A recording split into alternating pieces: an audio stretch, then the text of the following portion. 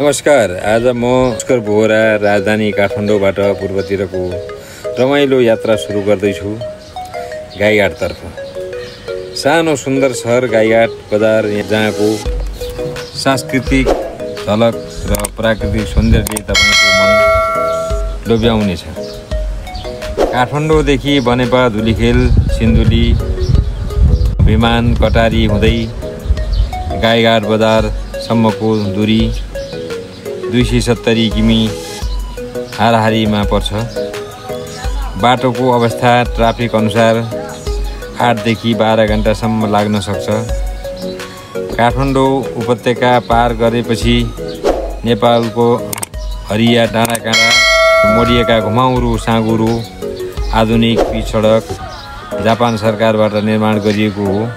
उक्त मार्गमा ग्रामीण जनजीवन झल्किने दृश्यहरू सुरु हुन्छन्। यस्तो लामो यात्रा गर्दा नेपाल कति विविधतापूर्ण र सुन्दर छ भन्ने अझै प्रष्ट महसुस हुन्छ।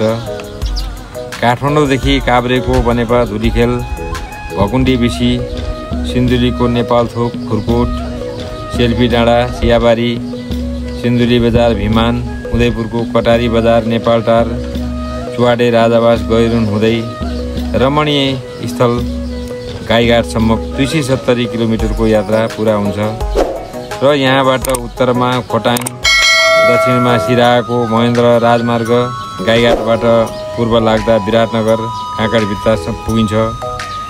शान्त, सरल तर आत्मीयताले भरिएको सुन्दर सहर गाईघाट बजार एकपटक तपाईहरू पनि जानुपर्ने ठाउँ हो।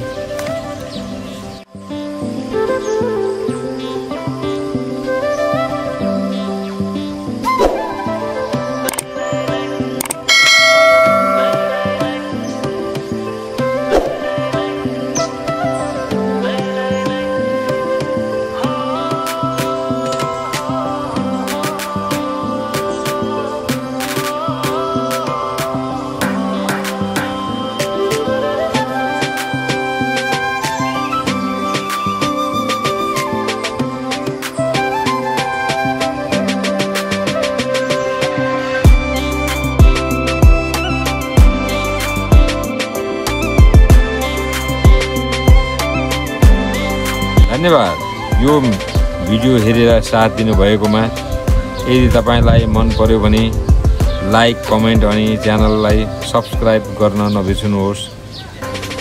फेरि भेटौँला अर्को रमाइलो यात्रा।